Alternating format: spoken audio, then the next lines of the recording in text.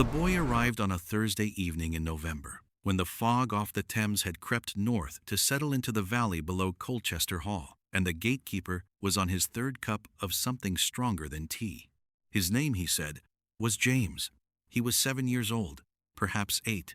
He had walked from the village coaching inn with a canvas bag smaller than most men's correspondence satchels, a letter sealed with plain wax, addressed in a woman's hand to His Grace, the Duke of Colchester, and around his neck, on a piece of household string, a locket that had not been made for household string. The locket had been made for a woman's throat, gold, small, oval, with a clasp the gatekeeper could not open, because his hands were too large and too cold, and on the front of it, engraved in the particular careful script of a jeweler who had been asked to do his best work, 2 letters, A. Charles Alden, the Duke of Colchester's initials. The gatekeeper, whose name was Briggs, and who had served the Colchester estate for 22 years, looked at the locket for a long time in the lamplight of the gatehouse. Then he looked at the boy's face. Then he sent for the Duke. Charles Alden, the 6th Duke of Colchester, had been back from India for 11 weeks. He had come back thinner than he had left, quieter than anyone who had known him remembered him being, and with the particular careful stillness of a man who has spent 3 years watching things go wrong at a distance and has arrived home to find that they have been going wrong considerably closer to him than he knew. He was, by the assessment of everyone who had ever borrowed money from him, a good man. He was, by the assessment of his solicitor, too good a man, by precisely the margin that had allowed his cousin Reginald to spend 3 years mismanaging the Colchester estate accounts with the patient efficiency of a man who had been waiting his entire adult life for the Duke to be definite. Somewhere else. He was 34. He had never married. He had, 11 years earlier, at the age of 23, loved a woman named Elizabeth Marsh, the daughter of a Gloucestershire clergyman, with the complete and unguarded heart of a young man who did not yet understand that an unguarded heart was an invitation. He had been told, 6 weeks after he left for his first colonial posting, that Elizabeth had died of fever. He had believed it because the letter had come from his cousin Reginald, whom he had trusted since boyhood, and because grief, in his experience, did not arrive with a secondary investigation. He was summoned to the gate at 8:30 on a Thursday evening in November, and found a boy sitting on the gatekeeper's stool eating bread that Briggs had produced from somewhere, with a canvas bag at his feet and a locket on a piece of string around his neck. The boy looked up when the Duke came in. Charles Alden had not seen his own face at the age of 7. He had, however, seen the portrait of his father at 7 that hung in the long gallery, and his father at 7 had had exactly this boy's jaw, exactly this boy's brow, and exactly this boy's eyes, which were gray with a darker ring at the outer edge, the precise color of the Colchester eyes that appeared in every portrait in the long gallery going back 4 generations. He stood very still in the door of the gatehouse. Briggs said nothing. He had the good sense of a man who had been a gatekeeper for 22 years, which was the sense to recognize when a gate had already been opened and his opinion of it was no longer required. The boy swallowed his bread. He looked at the Duke with the direct, assessing look of a child who has been told to find a specific man and has been given a description that appears to be accurate. "Are you the Duke?" he said. Charles said that he was. "My mother said to give you this." He held out the letter with both hands. The way a child holds something it has been told is important and has been careful with for a long time. Charles took it. He did not open it immediately. He looked at the boy. "What is your name?" "James," the boy said. "James Marsh." The name landed in the quiet of the cottage, the way a stone lands in still water, not loudly, but with the precise expanding consequence of a thing dropped from a height. Marsh, Elizabeth's name. He sat down on the chair across from the boy, because his legs had made the decision before his mind had, and he opened the letter. Elizabeth Marsh had not died of fever in the autumn of 1836. She had, in the autumn of 1836, discovered that she was with child. She had written to Charles. The letter had not reached him. She had written a second time. That letter had also not reached him.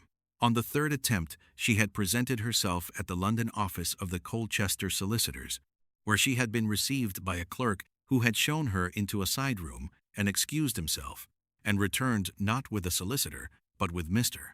Reginald Alden, the Duke's cousin and estate manager, who had explained to her, with the courtesy of a man performing a mercy, that the Duke had, during his posting, become engaged to a young woman of appropriate station in Calcutta, and that her letters had therefore been intercepted at the Duke's own instruction, as he had not wished to cause her unnecessary distress. He had then, with the same courtesy, offered her £200 and a cottage in Shropshire, and the understanding that the child, when born, would be provided for at a distance, provided she made no further attempt to contact the Duke or the Colchester estate. Elizabeth had accepted because she had no money, no family beyond an elderly father in poor health, and because she had believed, with the complete and unguarded heart of a woman who has loved unwisely and well, that the man she loved had chosen someone else. She had raised James alone in Shropshire for 7 years. She had made the £200 last with the careful economies of a clergyman's daughter who had grown up understanding the precise difference between what a household needed and what it wanted.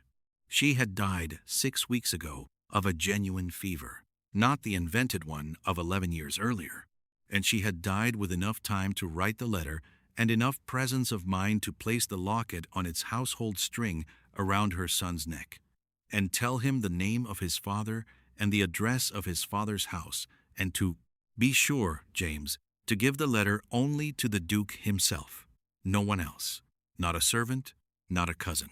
The Duke, by name, by face, by no one else. She had clearly known, even at the end, that there were doors in Colchester Hall that would be closed to this boy if the wrong person opened them first. She had known because she had learned it 11 years ago in a side room in London. Charles read the letter twice. He read it the second time with the flat, careful attention of a man, ensuring that he has understood each word individually, because there was something in him that wanted to find the sentence that meant something different from what he had read the first time, and there was no such sentence. He folded the letter. He looked at the boy. James had finished his bread and was watching the Duke with the patient, watchful stillness of a child who has learned in recent weeks that stillness is what adults require from you when they are thinking about something that concerns you and has not yet been said. "James," Charles said, "how old are you?" "7, James said. "I will be 8 in March. March 1840. Charles did his arithmetic with the precision of a man who wished he had not. The numbers were correct. The numbers were, in fact, exact. He reached across and laid his hand briefly on the boy's head.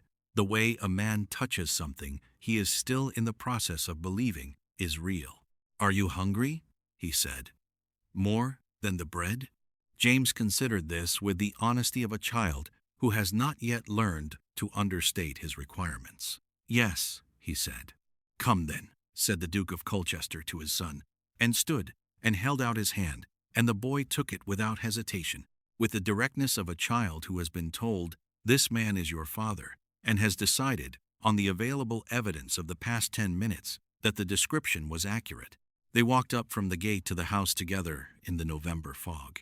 Miss Clara Sutton had arrived at Colchester Hall 4 days earlier, at the request of the family solicitor, Mr. Hale, who was one of the 3 men in the county who understood precisely how badly Reginald Alden had managed the estate accounts, and one of the 2 sufficiently troubled by it to act, and the only one who had thought to ask Clara. She was 31. She was the daughter of a Northumberland land agent who had taught her his work from the age of 12, because he had no sons, and she had, as he frequently observed, a better head for numbers than any clerk he had ever employed. Since her father's death 6 years earlier, she had managed 3 separate estates in the north, to the considerable profit of their owners, and the considerable surprise of everyone who had initially objected to a woman in the appointment. She had been given a desk in the small estate office off the main corridor, and access to every ledger Reginald had kept. She had been working through them for 4 days, with the quiet, relentless attention of a woman who had learned to read a ledger the way some people read faces. And what she had read in Reginald Alden's ledgers had caused her to write 6 pages of careful notes and sleep very poorly. She was in the estate office at 9:30 on Thursday evening, because she had the habit of working after the house quieted, and because one particular ledger contained a discrepancy she wanted to resolve before she slept, when she heard the sound of a child's voice in the corridor. She looked up. She listened. The voice was answering a question with the honesty of a child who has not yet learned to moderate the directness of his answers for adult comfort. She heard the Duke's voice, lower, patient. She heard Mrs. Dove, the housekeeper, making the swift, decisive sounds of a woman rerouting the evening's domestic arrangements without complaint. She returned to the ledger, but the voice of the child stayed at the edge of her attention like a note held in a room after the instrument has stopped. In the morning she came down to find the Duke at the long table, with the boy seated beside him, eating porridge with the efficient focus of a child making up for several days of insufficient meals. The Duke was watching him with the careful, wondering attention of a man who has been handed something he does not yet know how to hold, but has already decided he will not put down. He looked up when Clara came in.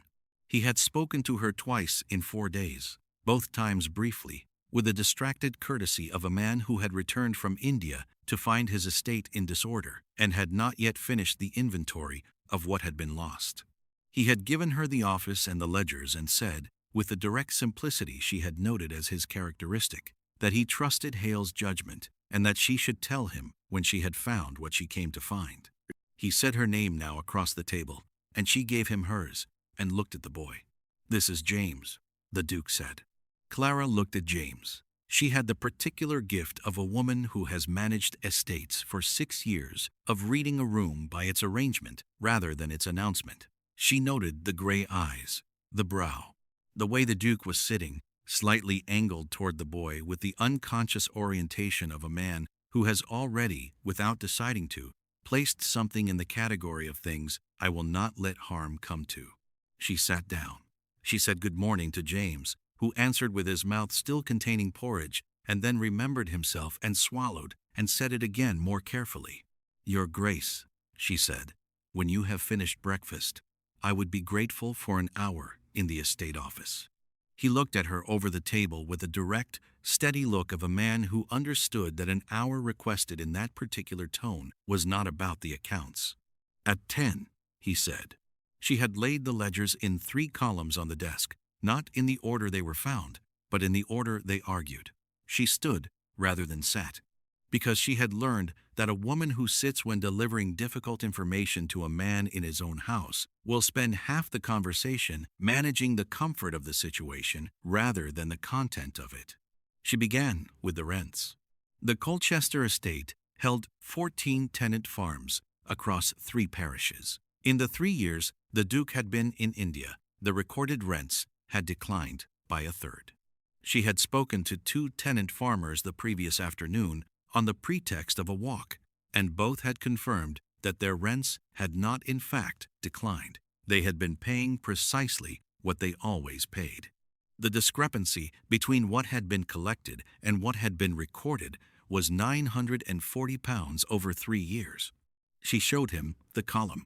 He looked at it without speaking, and she let him look, because she had noted in 4 days that he had the habit of not speaking until he had finished thinking, which was a habit she respected and did not interrupt. "That is Reginald's hand," he said. "Yes, for 3 years. The pattern begins, in fact, 4 years before your posting, the year after your father died." He looked up at her then, and she held his eyes steadily, because what she was about to show him required a woman who did not look away. She showed him the 2nd column. The estate timber rights on the northern parcel had been sold in 1839 to a logging concern whose principal investor, discovered through a letter misfiled with deliberate care beneath a routine drainage report, was a Mr. R.A. Those initials matched no one in the drainage company's public records. They matched precisely the man who had filed the sale. The sale had been recorded as a loss. The estate had received £400. The timber was worth 3 times that. "He sold your timber to himself," she said, with no inflection, because inflection would have been unnecessary. The Duke was very still. She showed him the 3rd column. She had saved it because it was the one she had been uncertain about showing him, and had shown it because the boy was in the house, and the boy's existence meant the 3rd column was no longer a historical injury, but an ongoing one. The 3rd column was a series of payments, small ones, quarterly, beginning in December 1836, made from a miscellaneous household account to a firm of Shropshire solicitors. She had traced the firm through the law list and the county directories to a single retired partner who handled, in his retirement, correspondence for a small number of private clients. The payments had stopped 6 weeks ago. She did not explain why they had stopped. She did not need to. The Duke had read Elizabeth Marsh's letter the previous evening. He was a man of sufficient intelligence to follow the arithmetic of a payment that began in December 1836 and stopped the week a woman in Shropshire died. He knew, the Duke said. His voice was quiet and absolutely level, the way a man's voice goes when the thing he is saying is too large for the room he is saying it in. He knew about James from the beginning. He arranged it from the beginning, Your Grace. She kept her own voice level to match his. The interception of Miss Marsh's letters, the settlement, the payments to monitor the arrangement, and the false report of her death that reached you in India? She paused.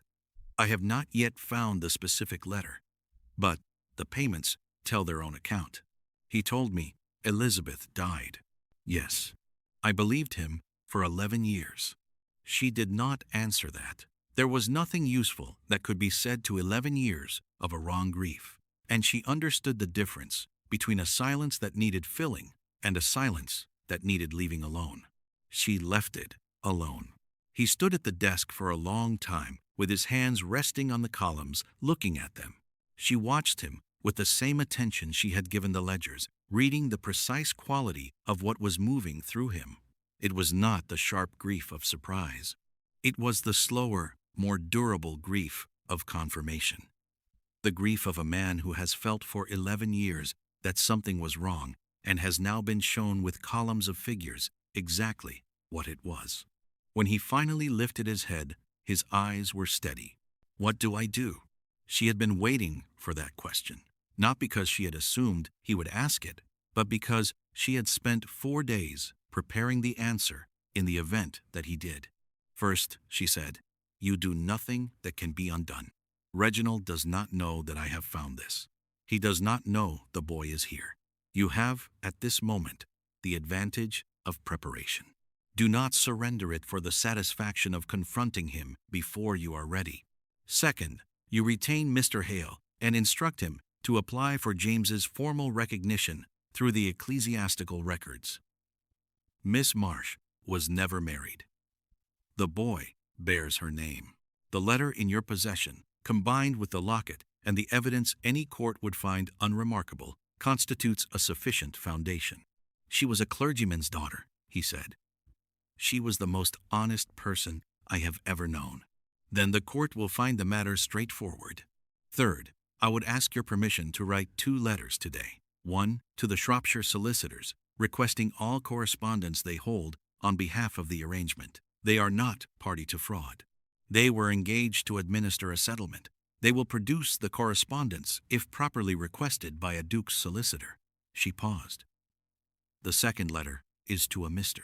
Thomas Vane of the London Gazette, who has been for 2 years documenting a pattern of estate mismanagement among proxy administrators. The Duke looked at her. You are very thorough. Reginald Alden has been managing ducal property for 7 years, she said, with the specific confidence of a man who believes the person above him is too good to look down. She did not soften it. The ledgers are the proof.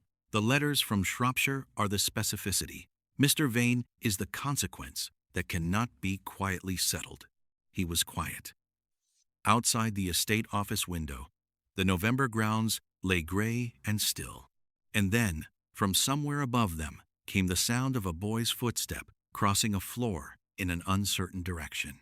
The footstep of a child exploring a house he did not yet know was his. Both of them heard it. Neither of them spoke to it, but it sat between them in the office for the rest of the conversation, like a small and particular fact. "He was my friend," the Duke said at last. "Before he was my cousin, before any of this, when we were boys, he was my closest friend. I.N." Clara did not say what she could have said.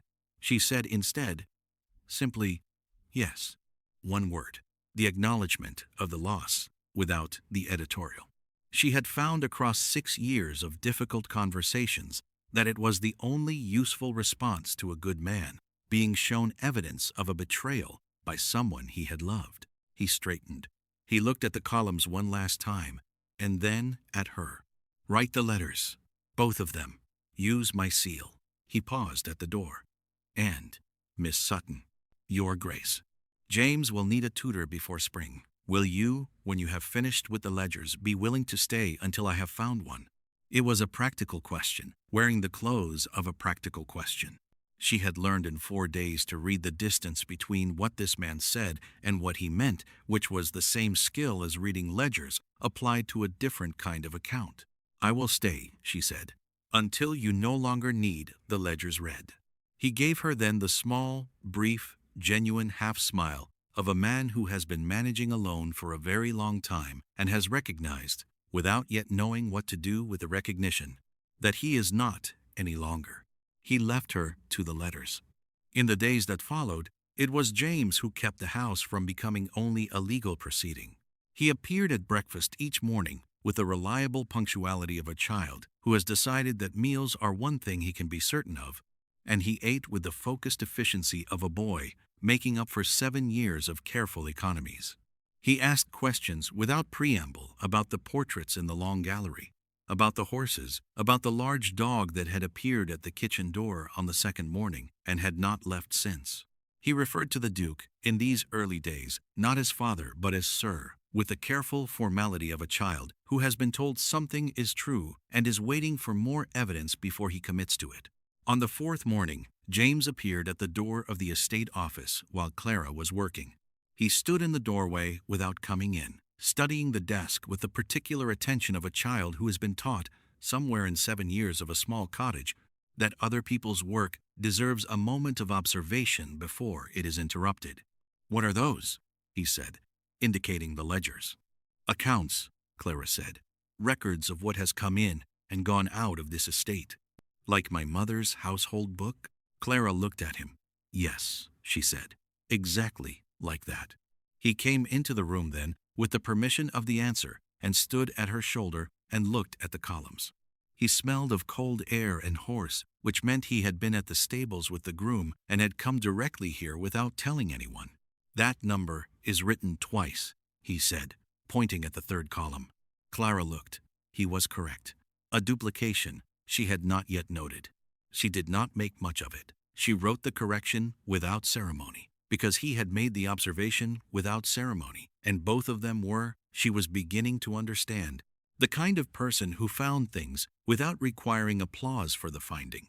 He stayed for another quarter-hour, watching her work in the same quiet way he had watched the Duke that first evening in the gatehouse, as if observation were itself a form of participation. When he left, he said goodbye before he went, which was a small and specific thing his mother had clearly taught him. Clara sat for a moment after he had gone and looked at the column he had corrected. She had a feeling, with the precision of a woman who trusted her own arithmetic, that the boy who had arrived in the November fog with a locket and a canvas bag was going to be very much all right. That evening the Duke came to the door of the estate office at 8:30, which was the hour she habitually worked after the house settled. He had come twice before, both times with estate questions. This time he came with 2 cups of coffee and said, with the careful simplicity of a man who has decided to say an uncomplicated thing and is not going to make it complicated, that the evenings were cold in this wing of the house, and he did not know whether she had enough coal at her grate. She had sufficient coal. He stayed for an hour anyway, in the chair by the window that he had drawn into the office on the second day and had not returned to the corridor. He read his own correspondence. She read the ledgers. Neither of them looked across the room at the other, and neither of them for a single minute was unaware of the precise position of the other in the room. When he left, he said good night. She answered in kind. The following evening, he came again. Same hour, same chair, same 2 cups of coffee. Same quality of silence, which was not the silence of 2 people with nothing to say, but the silence of 2 people who have sufficient to say and are in no particular hurry. On the 3rd evening, she had a question about the Eastern property receipts, and she asked it across the room without turning from the desk, and he answered from his chair without lowering his letter. And the answer was correct, and she said so.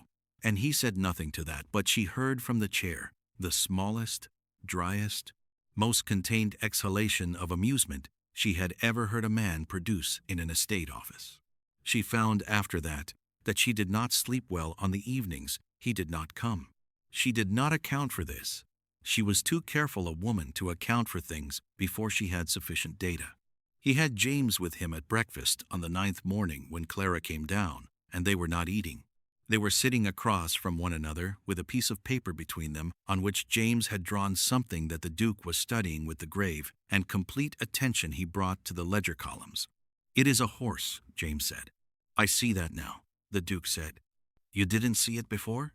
"I was looking at it from the wrong angle." He turned the paper. "From here, it is clearly a horse." James looked at the paper from the Duke's angle. He appeared to agree that this was a better angle. He took the paper back and began adjusting the drawing. The Duke watched him with the look Clara had come to recognize across 9 mornings. It was the look of a man who has been handed something he did not allow himself to plan for and is still, daily, surprised by how much room it takes up. She sat down. She poured her coffee. She said good morning to James, who said good morning back without looking up from the horse.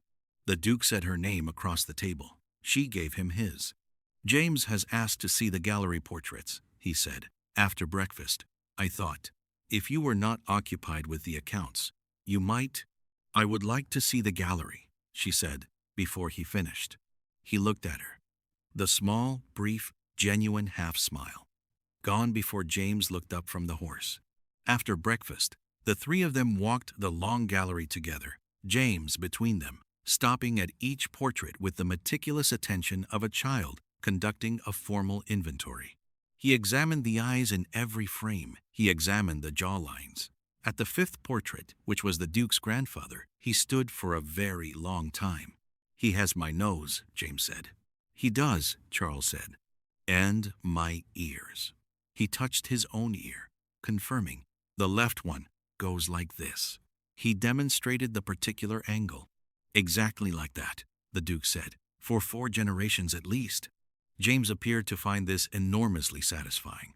He moved on to the next portrait with the brisk step of a boy who has found what he came to find and is now simply confirming the inventory. Clara walked beside the Duke and said nothing, because nothing needed saying. She was aware of the precise distance between them on the gallery floor, and she was aware that it was, for the first time in 10 days, a distance chosen rather than maintained. The confrontation, when it came, did not happen in a drawing room. It happened on the 2nd Tuesday of December, in the estate office, at Reginald Alden's own request. He had received the previous Thursday the formal letter from Mr. Hale regarding the account discrepancies and the request for all correspondence related to the Shropshire arrangement. He had received it in his house in the village with the particular, fleeting expression of a man who has been stepping carefully around a weakness in a floor for 7 years and has finally heard it give. He arrived at the estate office in his best coat.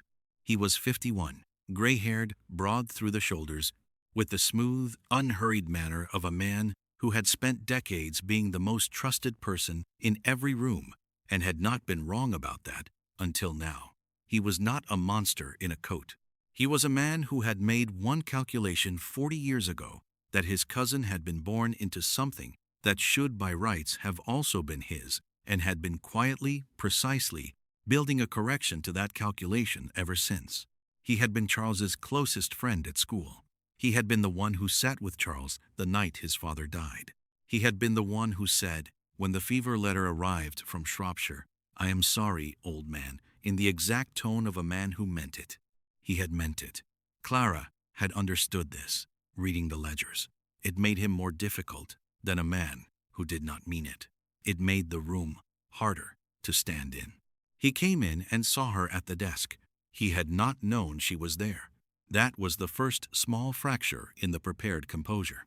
"Miss Sutton is my estate accountant," the Duke said quietly from the chair at the window.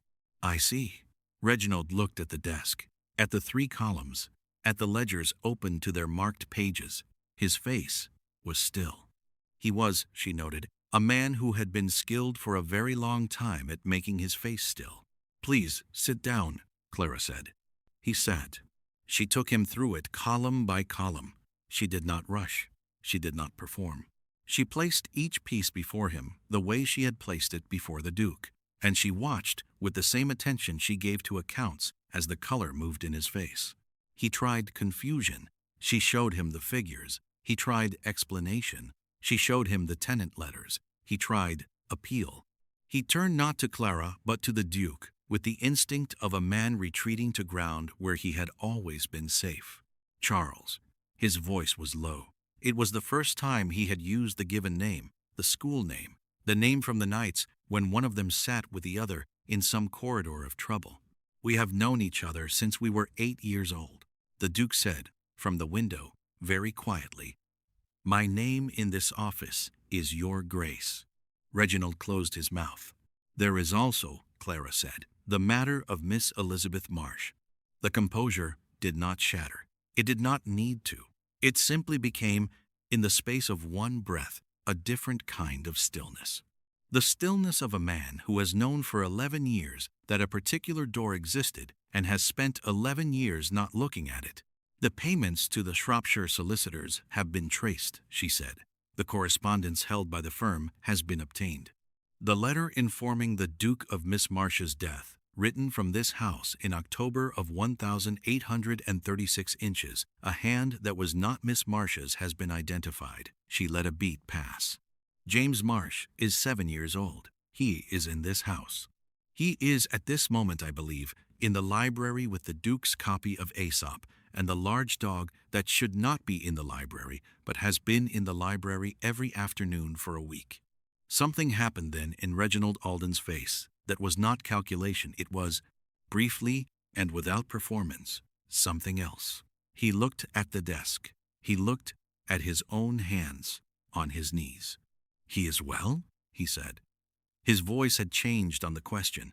It had become the voice he used when he was not managing an impression. "He is well," Clara said. "He found an error in the 3rd column on his 4th day here." A long silence. Reginald looked at his hands for some time. "I told myself," he said, and then did not finish the sentence. "You told yourself he was provided for," Clara said, "not unkindly, because unkindness was not required when precision was sufficient. You told yourself the arrangement was a mercy. You told yourself a great many things over 11 years. The ledgers tell me what the things were and the order in which you told them. The ledgers do not tell me that you believed them, but I think you did. I think that is, in its own way, the part you will find the hardest to live with." Reginald Alden looked at her for a moment. He looked at her the way a man looks at someone who has said an accurate thing he did not expect to hear in an estate office on a Tuesday morning. He did not speak again after that. The matter had been referred to the London Gazette and to the appropriate legal authorities, she told him. The proceedings would not be quiet, would not be brief, and would not be settled privately. She said it in the leveled tone of a woman who has already closed a door.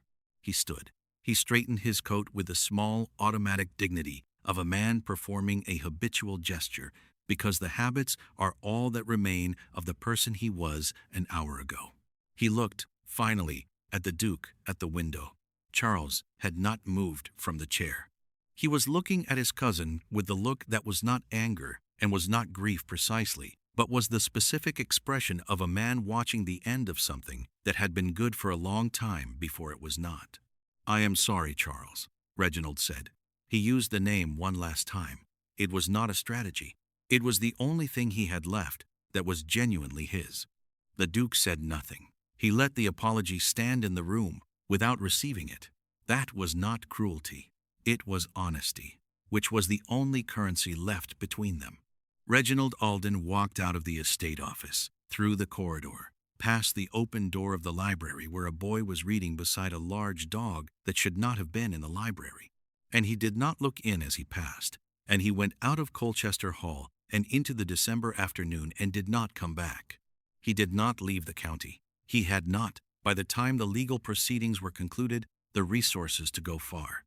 The Colchester estate reclaimed £4,800 across 3 years of proceedings. The timber rights were restored by court order. The falsified death report, combined with the intercepted letters and the Shropshire correspondence, resulted in charges that were reported in the London Gazette on a Wednesday morning and were still being discussed in county drawing rooms the following month. He was stripped of all estate appointments. He was ordered to repay the diverted amounts at a rate that would occupy the remainder of what had been a comfortable life. He retired to a small property in Wiltshire and kept largely to himself. He was not, in the end, a ruined man in the dramatic sense. He was a reduced man, which is a different thing, and in some ways, a longer sentence. He had for 40 years been the most trusted person in every room he entered, and he was not that anymore, and he knew it. And he lived with the knowledge in the specific way a man lives with a thing he cannot put down and cannot carry lightly. He had told himself for 11 years that the boy was provided for. He had been right about that, in the end, in ways he had not intended. James Marsh was confirmed by ecclesiastical and legal proceedings as James Marsh Alden in April of 1848, 2 weeks before his 8th birthday. His father told him in the library, sitting on the floor, because James had been on the floor with Aesop and the Duke had sat down to be level with him and had decided, once there, that the floor was a sufficient place for important news. James listened to the whole of it with his particular, careful attention.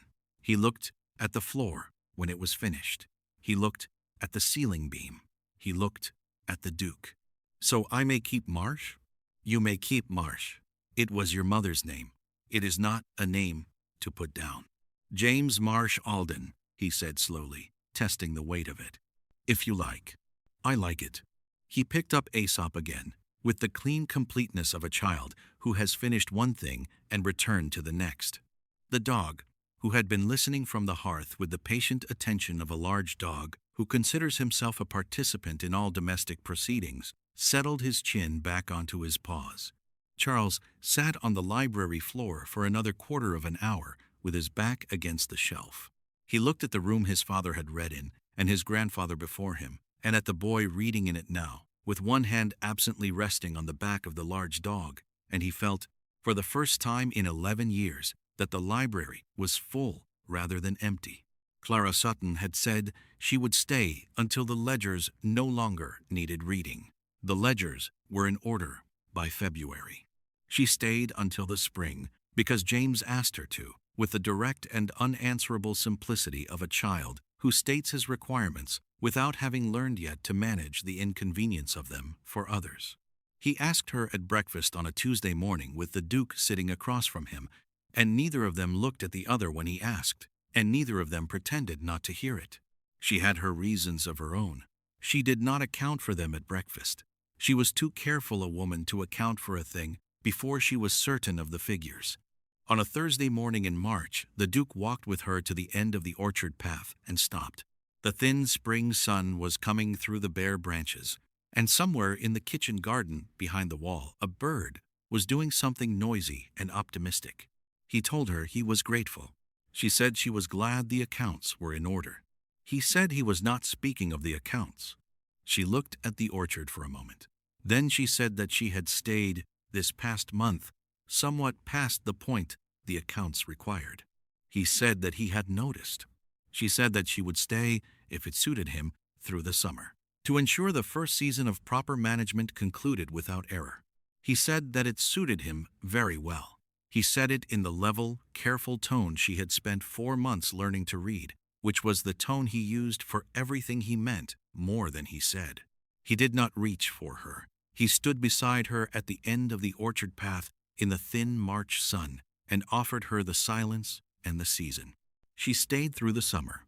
She stayed through the autumn, through the winter, through another spring. In October of 1849, on the anniversary of the evening a boy had arrived at a gate in the November fog, Clara walked across the long hall of Colchester Hall, with her hand on the arm of the Duke of Colchester, and became, by every measure she was willing to count, precisely where her own careful arithmetic had not in the beginning thought to place her. She became his wife. She became James's mother in the way the word means something beyond the document, which is the only way it means anything at all. She kept her desk in the estate office. The Duke kept his chair by the window. No one suggested either arrangement should change. On a Tuesday morning in late autumn, the year after their marriage, James Alden, aged 9, in the middle of a Latin declension he had decided to take a break from, came into the estate office and found Clara at the desk and his father at the window with a letter.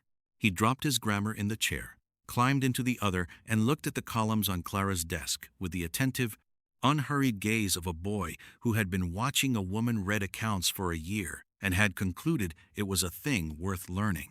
"What are those?" he said. She showed him. He studied them.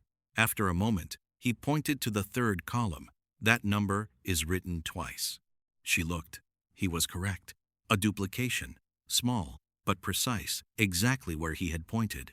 Exactly as he had done, for the first time, on his fourth morning in this house, at this desk, in this office, 2 years ago. She corrected it without ceremony, because he had found it without ceremony, and they were both the kind of people who did not require applause for the finding. His father, at the window, said nothing. He looked at his wife and his son at the desk in the late autumn light, and held the look for the space of one long, quiet breath, in the way a man holds a thing he has decided he will not take for granted. "James," he said, "have you had breakfast?" James had not. They went to breakfast. The estate office held their warmth for another hour, in the specific way of rooms that have been well used by people who are glad to be in them. The columns stood corrected in Clara's clean hand. The ledgers were in order. The accounts of Colchester Hall, for the first time in 7 years, reflected precisely what was there. Nothing missing, nothing hidden, nothing owed. In the breakfast room, at the window seat, with the late autumn sun falling through the orchard glass onto the back of her hand where it rested on the table, Clara drank her coffee. Her husband poured a second cup and set it in front of her without being asked. The way a man performs a small act, he has performed enough mornings that it has ceased to be a gesture and become instead simply a true thing. James was explaining to the dog, who had come in despite all instructions to the contrary, the precise rules of Latin declension. The dog was listening with the grave and patient attention he brought to every explanation offered in his presence, which was one of the dog's finer qualities. Charles looked at his wife across the table. "You are watching me," she said. "I am. To what end?" "To the end," he said, "of remembering that this is what a Tuesday is." She looked at him over the cup. "It is, in fact, a Thursday." "It is in any case," he said, "the morning on which my wife has her coffee in the window seat, and my son is teaching Latin to a dog who should not be in the breakfast room, in the house where a boy arrived at a gate 2 years ago, and every Tuesday since has been better than the one before it. I would like to remember it, regardless of which day it technically is." She did not answer that. She looked out at the orchard, in the late autumn sun, and at the accounts in order in the office down the hall, and at her son conducting a grammar lesson for an ineligible student, and at her husband watching her with the careful, unhurried attention of a man who has learned, late but not too late, to look at the things in front of him before someone teaches him they were there. She lifted her cup. It was, she discovered, very good coffee. If you have ever had something taken from you quietly, by someone you trusted, in a room where no one else was watching, and found your way back to it by a road that did not look like the one you had planned, I would very much like to read your account of it in the comments below. My name is Author. I write stories of good people who learn, late but not too late, to let the right ones show them where to look. If this story stayed with you, share it with someone who needs it today. And if you would like the next one waiting for you, subscribe. There is always another by the next firelight.